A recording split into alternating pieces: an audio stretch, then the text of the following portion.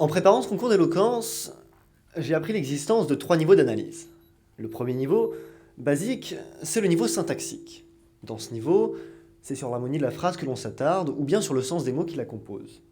Ainsi, dans la citation qui m'a été donnée pour sujet, Oser, le progrès est à ce prix, je peux, grâce à ce niveau d'analyse, vous dire qu'oser est un verbe, voire même aller jusqu'à vous révéler qu'il est à l'infinitif. Si on approfondit légèrement, on peut définir le terme. Après tout, qu'est-ce qu'oser? Serait-ce une forme de dépassement de soi? Oser serait donc relatif à la personne osant. Ainsi, Paul ose demander une augmentation à son patron, là où certains estiment normal d'en obtenir une. Oser est donc faire quelque chose qui n'est pas, du moins encore, dans l'ordre des choses. Cette réflexion est intéressante, mais je ne pense pas que ce soit dans ce niveau d'analyse que l'on trouvera la pleine utilité de cette phrase. Vous l'avez sans doute remarqué. Le deuxième niveau d'analyse, plus commun, c'est le niveau sémantique, avec lequel on étudie ce qu'entre eux les mots signifient, le message que l'auteur essaye de nous transmettre. Ainsi, dans la citation de Victor Hugo que je vous ai énoncée précédemment, on distingue un sens clair et précis. Selon lui, pour progresser, il faudrait parfois oser, être audacieux, hardi, entreprendre. Selon Victor Hugo, ce serait le prix du progrès. Une autre façon d'améliorer notre vision de cette citation est tout simplement de la remettre dans son contexte. Voici donc un extrait de l'œuvre dont elle est extraite. Oser, le progrès est à ce prix. Toutes les conquêtes sublimes sont plus ou moins des prix de hardiesse. Pour que la révolution soit, il ne suffit pas que Montesquieu la pressente, que Diderot la prêche, que Beaumarchais l'annonce, que Condorcet la calcule, qu'Arouet la prépare, que Rousseau la prémédite. Il faut que Danton l'ose. C'est donc 73 ans après la Révolution française que Victor Hugo publie ces phrases dans le tome 3 du fameux ouvrage Les Misérables. Hugo illustre donc mon sujet, Oser, le progrès est à ce prix, par la Révolution. Ce qui m'indique une piste de réflexion qui, si on la défriche, me fait réaliser que toute personne qui ose mène avant tout une révolution.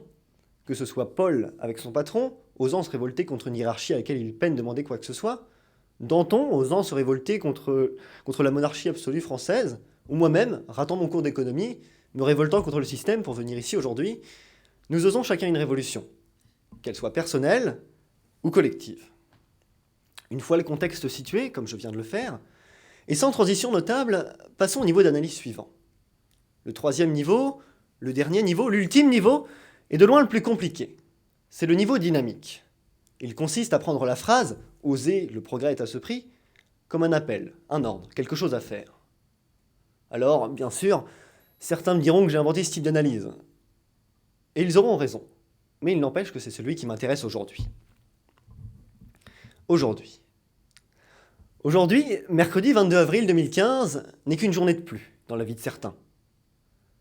N'avez-vous jamais eu l'impression, ressenti l'étrange sensation que des actions s'enchaînent dans nos vies, comme dénuées de sens, comme si nous n'étions pas humains, des galets? Subissant le va-et-vient de l'extérieur, cette marée dirigeant nos vies nous empêchant parfois de faire ce que nous avions toujours désiré? N'avez-vous pas, comme tout humain, la sensation que des choses sur Terre doivent changer? J'ai cette sensation. Aujourd'hui, les dépenses publicitaires dans le monde atteignent 400 milliards d'euros par an, soit 16 fois la somme nécessaire pour éradiquer la faim et la malnutrition sévère dans le monde. Cette dernière qui est d'ailleurs responsable de 45 morts depuis le début de mon discours. Aujourd'hui, un habitant des États-Unis a 41% de risque d'avoir un cancer, et cela à cause de la forte présence de produits chimiques dans les produits de la consommation quotidienne. Aujourd'hui, on considère normal de tuer 60 milliards d'animaux par an, et cela pour se nourrir. Mais qui laisserait mourir son chien ou son cheval? Pourquoi ne ressentons-nous de la compassion que pour ceux que nous avons appris à aimer, à comprendre? Aujourd'hui, sur 2000 employés de l'usine HEG, assembleur de Samsung en Chine, 80% sont des étudiants. Parmi eux, une partie non négligeable de jeunes mineurs travaillent dans des conditions misérables à l'assemblage de nos téléphones portables, de nos lecteurs DVD et de nos baladeurs MP3. Et cela pour un salaire d'environ 145 € par mois. Le progrès matériel doit être lent, a écrit Jean Dutour. Sinon, comme l'évolution des espèces, il produit des monstres. Ces quelques points que je viens de vous évoquer ne sont que peu, parmi ceux qui me font serrer les miens. La mondialisation est une autre chose que j'aimerais aborder. Elle représente pour moi parfaitement l'étendue de la démesure humaine. L'homme avec une grande H, planifiant l'exécution de l'homme, le petit homme. Laissez-moi développer. Dans la pyramide des besoins d'Abraham Maslow, nous avons tout en bas les besoins physiologiques, tels que la faim, la soif, la respiration ou même la sexualité. Juste au-dessus, nous trouvons les besoins de sécurité, c'est-à-dire de vivre dans un environnement stable, sans anxiété. Merde.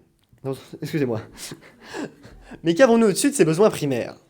Les besoins d'appartenance et d'amour, c'est-à-dire d'affection des autres.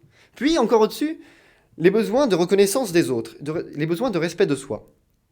Et tout en haut, le besoin d'accomplissement de soi. N'est-ce pas ironique? La mondialisation est pour moi une aberration, car ses avantages se situent au niveau pécuniaire et matériel, pas au niveau humain. La mondialisation, c'est une force économique, une plus grande diversité des biens de consommation, une amélioration du luxe de vie, du tourisme. Une telle force qu'elle fait licencier des gens qu'elle ne connaît pas. Et cela après 30 ans de fidélité professionnelle pour un souci de rentabilité.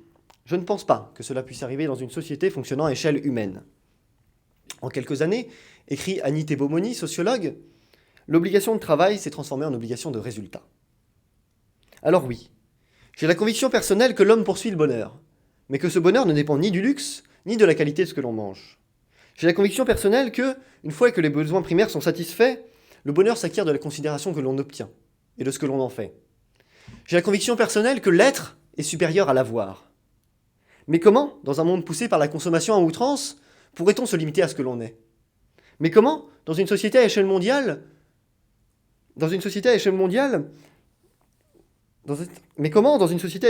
pourrait-on se sentir intégré et considéré? Mais comment être heureux dans une société cherchant le progrès dans la croissance, et non dans l'essence de ce pourquoi nous sommes faits, le bonheur? Alors oui, certains pensent sûrement ici que je suis hors sujet. À cela, je rétorque qu'au sujet, je pense y avoir justement répondu. Je viens, ici, d'oser vous faire part de mon point de vue, de mes pensées, de la façon dont je vois le monde qui nous entoure, que nous composons. C'est exactement le sens du 3e niveau d'analyse que je vous ai décrit.